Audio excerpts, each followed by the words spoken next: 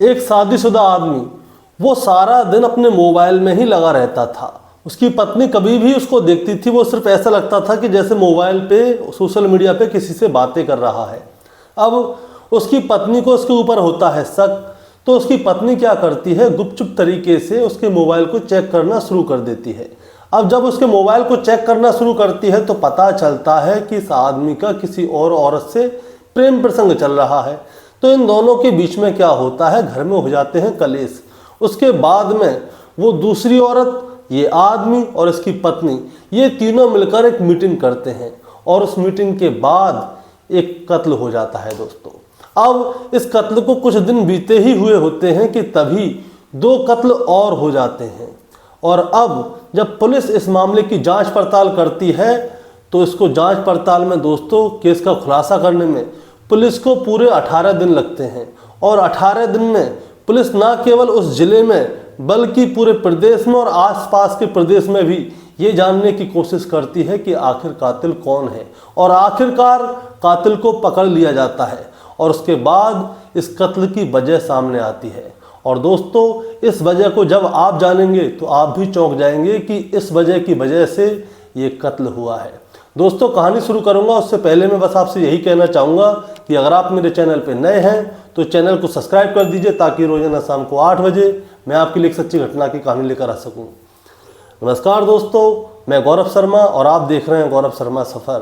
दोस्तों आज की जो सच्ची घटना शुरू होती है, ये सच्ची घटना शुरू होती है उत्तर प्रदेश का एक जिला लगता है कासगंज। कासगंज का ही एक थाना लगता है ढोलना और ढोलना थाना क्षेत्र का ही एक गांव लगता है मार्कपुर। दरअसल मार्कपुर रोड पर रेलवे लाइन के बगल में एक लाश पाई जाती है और वो लाश होती है एक महिला की। और दोस्तों बताया जाता है कि ये लाश जो है 35 साल की किसी महिला की है। अब जैसे ही इस लाश के बारे में जानकारी मिलती है तो सर्किल ऑफिसर आंचल चौहान, SHO ढोलना गोविंद वल्लभ शर्मा, सर्विलांस प्रभारी प्रेमपाल सिंह और साथ ही SOG प्रभारी विनय सिंह, ये बाहरी पुलिस फोर्स के साथ में मौका वारदात पर पहुंच जाते हैं। अब दोस्तों इस महिला की लाश को जब्त किया जाता है। उसके बाद जो इस महिला का फोटो होता है उसको आसपास के सभी थानों में सर्कुलेट कर दिया जाता है। यहाँ तक कि आसपास के जितने भी जनपद हैं इन सभी के थानों में इस महिला के फोटो को सर्कुलेट कर दिया जाता है। और जहाँ पे लाश पाती है वहाँ के आसपास के सारे एरिया में पुलिस इस महिला को फोटो लेकर पूछती है कि क्या कोई इस महिला को जानता है, तो पता चलता है कि कोई भी इस महिला को नहीं जानता।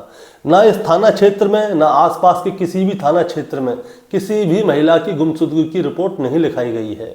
और अब दोस्तों दिन ब दिन समय बढ़ रहा था लेकिन इसके महिला के बारे में कुछ भी पता नहीं चल रहा था। तो इसीलिए अब जो पुलिस है उसका भी सर्वे बढ़ रहा था।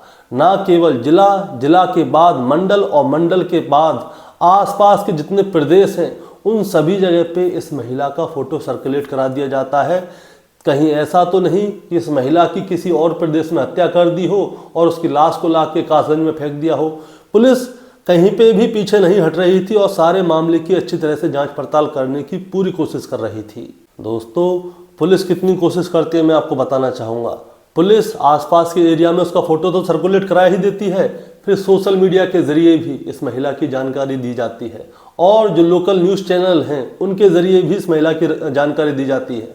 और पुलिस के आसपास में जितने भी संसाधन थे उन सभी के जरिए ये जानकारी दी जाती है कि कासगंज के ढोलना थाना क्षेत्र के पास एक महिला की लाश पाई है जिसकी उम्र 30 से 35 साल की उम्र है, 30 से 35 साल की उम्र के बीच में है और उसके चेहरे पे कई सारे वार किए गए हैं और वो महिला शादीशुदा है और इस महिला की लाश पाई है। अगर किसी भी घर से कोई महिला गायब है तो वो जल्द से जल्द आके इनके पास संपर्क करे। लेकिन दोस्तों पुलिस को कोई भी क्लू नहीं मिलता इतना सब कुछ करने के बाद भी। आखिरकार दोस्तों 17 या 18 दिन बीत जाते हैं। उसके बाद 5 दिसंबर 2024 का दिन आता है। एक व्यक्ति जो कि उत्तराखंड के उधमपुर जिले के एक एरिया लगता है रुद्रपुर और रुद्रपुर की ही एक कॉलोनी लगती है आदर्श नगर। आदर्श नगर कॉलोनी का रहने वाला एक व्यक्ति जिसका नाम राजकुमार होता है। अब दोस्तों राजकुमार की कहानी में आपको बताना चाहूँगा कि राजकुमार कौन है। दरअसल राजकुमार की बेटी पिछले 1 डेढ़ महीने से गायब है और वो क्या करता है, अपने शहर में, अपने आसपास के ज़िलों में और आसपास के प्रदेशों में हर जगह अपनी बेटी को ढूंढ रहा है। और जहाँ से भी जैसे भी उसको खबर मिलती थी कि यहाँ पे एक लड़की की लाश पाई है या किसी औरत की लाश पाई है, तो वो तुरंत वहीं पे पहुँच जाता था। उसे लगता था कि कहीं ऐसा ना हो कि इसकी बेटी की भी हत्या कर दी गई हो। तो होता क्या है, उत्तर प्रदेश के संभल में उसको एक खबर मिलती है कि उत्तर प्रदेश के संभल में एक महिला की लाश पाई है। तो वो क्या करता है, उत्तर प्रदेश के संभल जाता है और वहाँ पे जाके लाश की शिनाख्त करता है। तो पता चलता है कि वो महिला कोई और है, उसकी बेटी नहीं है। वो वहाँ पे बेचारा बहुत परेशान सा घूम रहा होता है। तभी वहाँ के एक पुलिस वाले उसे बताते हैं कि आप ऐसा कीजिए, आपको कासगंज जाना चाहिए, क्योंकि 19 नवंबर 2024 को वहाँ पे भी एक 30-35 साल की महिला की लाश पाई है। आप जरूर वहाँ पे जाइए, हो सकता है कि वहाँ पे आपको कुछ मिल जाए। अब वो क्या करता है, राजकुमार सीधा आ जाता है कासगंज के ढोलना। अब वहाँ पे आके पूछताछ करता है कि यहाँ पे किस लड़की की लाश पाई है। तो वहाँ की जो सर्कल वो थी इंचार्ज आंचल सिंह, वो क्या करती हैं, उसे उस लड़की के जो फोटोग्राफ होते हैं, जो कपड़े उसने पहने हुए थे, वो सारी चीज़ की फ़ोटो दिखाती हैं। और अब दोस्तों, जैसे ही राजकुमार उन फोटोज़ को देखता है और वहाँ पे उस लाश के पास जो महिला की और भी अन्य चीज़ पाई थी, उन सभी को देखता है, तो उसकी आंखों में आंसू आ जाते हैं और वो वहीं पे फूट फूट के रोने लगता है, क्योंकि वो उसकी बेटी की ही लाश थी। दरअसल इसकी बेटी का नाम होता है बबीता, जिसकी उम्र लगभग 35 साल के आसपास होती है।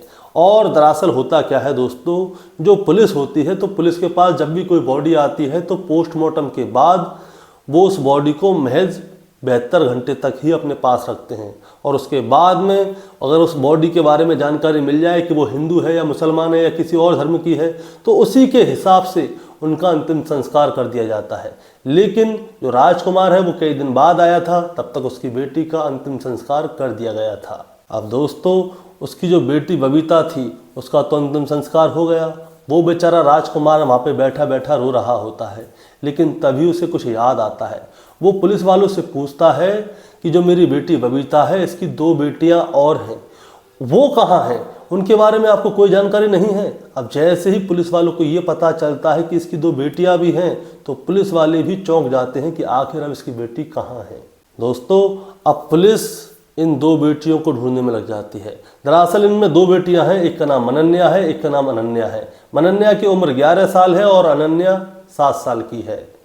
और अब दोस्तों, होता क्या है, जो पुलिस है इस महिला के मोबाइल के ज़रिए ये देखती है कि इस महिला के संपर्क में ज़्यादातर कौन रहता है। तो इनको पता चलता है कि महिला एक अभिषेक भारद्वाज नाम के एक आदमी के ज़्यादा संपर्क में थी। और जो अभिषेक भारद्वाज जो है वो कासगंज का ही एक थाना लगता है सहावर, और सहावर थाना क्षेत्र में ही एक नई बस्ती करके जगह है, वहाँ का रहने वाला है। और अब दोस्तों, पुलिस जो है अभिषेक को ढूंढने के लिए उसके पीछे लग जाती है। लेकिन पुलिस को अभिषेक को ढूंढने से पहले ये पता चल जाता है कि अभिषेक की एक महिला मित्र और है, जिसका नाम मुस्कान पुत्री सरफराज, और वो शांतिपुरी कॉलोनी कासगंज की रहने वाली है। और अब दोस्तों, पुलिस जैसे तैसे करके इन दोनों को गिरफ्तार कर लेती है। अब इनकी 2 बेटी और हैं, दो बेटी थी जो कि गायब है, उनके बारे में सिर्फ अभिषेक और उसकी जो प्रेमिका है मुस्कान, इन दोनों को पता है। ना पुलिस को पता है और ना ही जो बबीता है उसके घर वालों को पता है। अब इन दोनों को गिरफ्तार कर लिया जाता है और अब इनसे बबीता के बारे में जानकारी ली जाती है। तो पता चलता है कि जो बबीता है वो उत्तराखंड के उधम सिंह नगर की रहने वाली है और उसकी आज से लगभग 12 साल पहले शादी होती है। और उसकी शादी होती है दोस्तों अमरोहा के रहने वाले प्रमोद सिंह से। अब प्रमोद से इसको 2 बच्चियां होती हैं, जिसमें से एक का नाम अनन्या होता है और एक का नाम अनन्या होता है। अब क्या होता है, थोड़े समय तक तो इन दोनों की शादी अच्छी चलती है। दरअसल ये जो प्रमोद से शादी हुई थी इसकी लव मैरिज हुई थी, लेकिन थोड़े समय बाद क्या है, इन दोनों के बीच में बात बिगड़ने लगी और उसके बाद ये अपने पति को तलाक देके अपने पिताजी के घर पे आके रहने लग जाती है। अब इसके बाद क्या होता है दोस्तों, इसकी होती है दूसरी शादी, लेकिन दूसरी शादी के बाद भी ये अपने पति के साथ खुश नहीं रह पाती। फिर उसके बाद क्या होता है, इसकी दूसरी शादी भी टूट जाती है। फिर ये अपने पिताजी के घर पे आके रहने लगती है। लेकिन उसके बाद क्या है, ये अपने घर पे वहाँ पे ज़्यादा परेशान रहती थी, तो इसने सोचा कि ये इंडिपेंडेंट वूमेन बन जाए। तो ये दिल्ली का रुख करती है। दिल्ली में आके इसको एक जॉब मिल जाती है, और जॉब मिल जाती है तो ये दिल्ली में ही आकर किराए पे रहने लग जाती है। और अब दोस्तों दिल्ली में जो है ये अपनी दोनों बेटियों के साथ रह रही थी। इसकी सैलरी पैकेज भी अच्छा था और ज़िंदगी बहुत अच्छी कट रही थी। लेकिन अब ये क्या होता है, जब फ्री टाइम होता था तो उसमें ये फेसबुक इंस्टाग्राम पे बैठी रहती थी। अब वहाँ पे इसकी जो दोस्ती हो जाती है फेसबुक के जरिए, वो कासगंज का एक थाना लगता है साहवर, वहाँ के अभिषेक भारद्वाज से हो जाती है। अब ये दोनों बहुत बहुत देर तक चैटिंग करते रहते थे। अब चैटिंग करते रहते थे तो इनके बीच में दोस्ती हो जाती है, और दोस्ती कब प्यार में बदल जाती है ये पता ही नहीं चलता। और जब दोस्तों इन दोनों के बीच में प्यार हो जाता है तो बबीता जो है अभिषेक को एक बात बताती है। वो कहती है कि देखो मैं शादीशुदा हूँ, मेरा तलाक हो चुका है और मेरी 2 बेटियाँ हैं।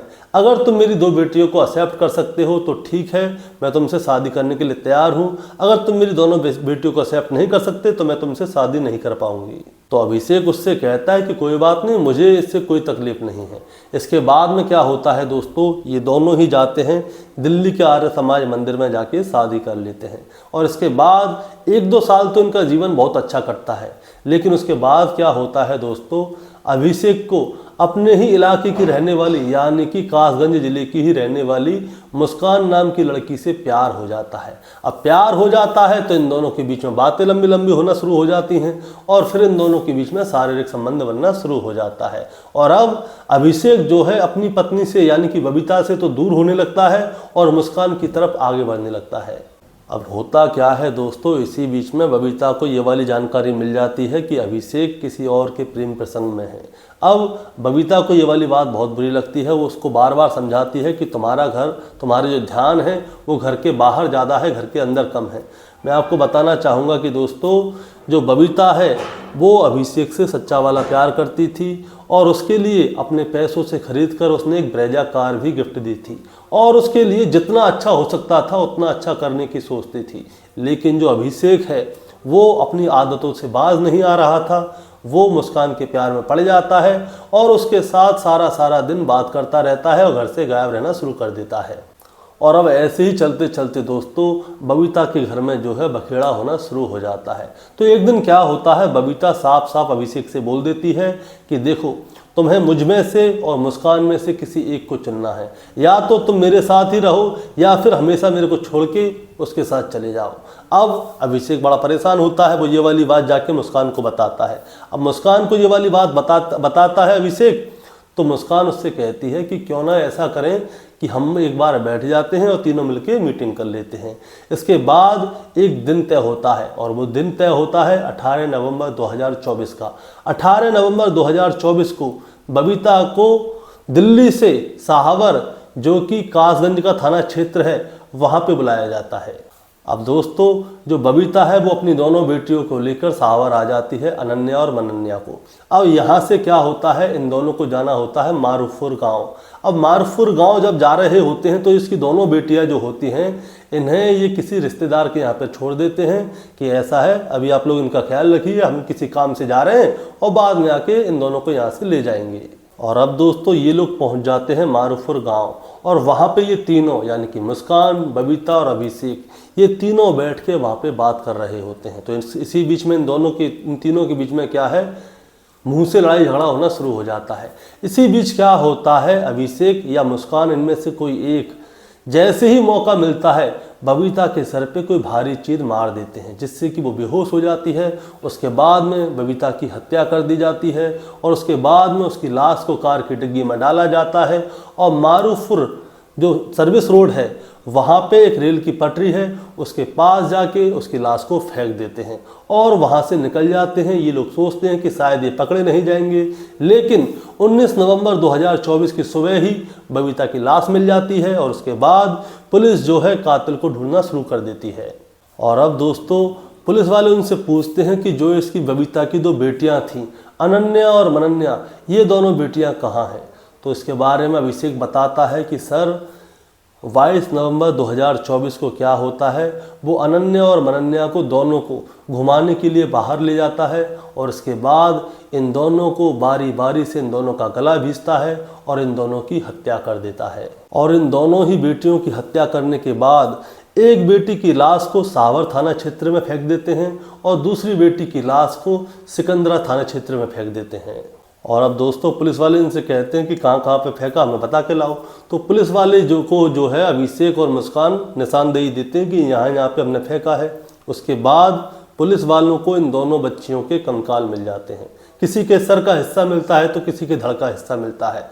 और अब जैसे ही ये वाली बात उन दोनों बच्चियों के नाना को पता चलती है कि उनकी दोनों बच्चियों की भी हत्या कर दी गई है, तो उनका रो रो कर बुरा हाल हो जाता है। आखिरकार दोस्तों इन दोनों प्रेमी प्रेमिकाओं ने अपनी चाहत के चक्कर में एक नहीं, दो नहीं, बल्कि तीन कत्ल कर दिए। और ये दोनों ये सोच रहे थे कि शायद ये लोग कत्ल करके बच जाएंगे, लेकिन आखिरकार पुलिस ने इनको गिरफ्तार कर लिया और उसके बाद जेल भेज दिया जाता है। दोस्तों अब दोस्तों इस कहानी को सुनाने का मतलब आपको परेशान करना या विचलित करना नहीं है, बस आपको बताना है और जताना है। बहुत सारी जगह क्या होता है, मोस्टली महिलाओं से ये वाली बात कहना चाहता हूँ, इंडिपेंडेंट बनना बहुत अच्छी बात है, आप अपने दम पे जीजिए, जो करना चाहें कीजिए, लेकिन जो इंसान का सिलेक्शन है वो सोच समझ के कीजिए। अगर आपको कहीं पे भी ऐसा लगता है कि जो आपका पार्टनर है आपको धोखा दे रहा है, तो उससे तुरंत दूरी बना लीजिए, क्योंकि जो आपको अभी धोखा दे सकता है वो बाद में भी धोखा दे सकता है। तो इस चीज़ से दूरी बना लीजिए ताकि आपके साथ ऐसी घटना ना हो। क्योंकि मेरी कहानियों में बहुत सारी जगह ऐसा ही है कि लड़की प्यार के चक्कर में अपनी जान गंवा देती है। और यहाँ पे बेचारी बबीता की कोई गलती नहीं थी, वो तो अपने दिल से प्यार करती थी अभिषेक से, उसको कार भी दी, उसकी खुशी के लिए सब कुछ करती थी, लेकिन अभिषेक ने मुस्कान के चक्कर में बबीता की तो जान ली ही ली, उसकी दोनों बच्ची अनन्या और मनन्या दोनों की हत्या कर डाली। और दोस्तों सल्यूट करना होगा कासगंज की पुलिस को, क्योंकि उन्होंने पूरी मुस्तैदी के साथ और ईमानदारी के साथ आखिरकार इन दोनों कातिलों को ढूंढ लिया और उनको जेल भेज दिया। अब पुलिस की सोच यही है कि जल्द से जल्द इनकी चार्जशीट दी जाए, कोर्ट में हाजिर किया जाए इन दोनों को और इनको सख्त से सख्त सज़ा दिलाई जाए। दोस्तों आपका क्या कहना है इस कहानी के बारे में, आप ज़रा हमें कमेंट में बताएं। चैनल पे नए हैं तो सब्सक्राइब करके जाएं ताकि रोज़ाना शाम को 8 बजे मैं आपके लिए एक सच्ची घटना की कहानी लेकर आ सकूं। नमस्कार।